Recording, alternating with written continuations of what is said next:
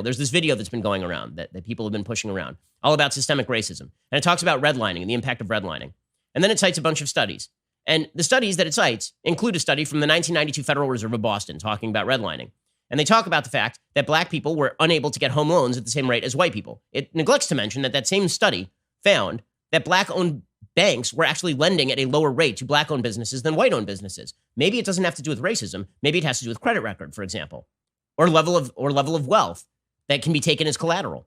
Right? There are other factors that might explain disparities. The immediate jump from inequality to inequity is not correct. All inequality is not inequity. So that idea of systemic racism is deeply damaging and incredibly counterproductive because it doesn't suggest good policy. It just suggests indicting people for things that you cannot evidence they've done. The second is that all current institutions are racist. And this you see from the 1619 Project. All institutions are infected with racism. Now, they make a bit of a different argument, which we'll get to in a second. The argument that today's institutions in America are systemically racist is just pure nonsense. It's illegal. It's literally illegal. In fact, the institutions in America that do discriminate on the basis of race typically discriminate in favor of black Americans.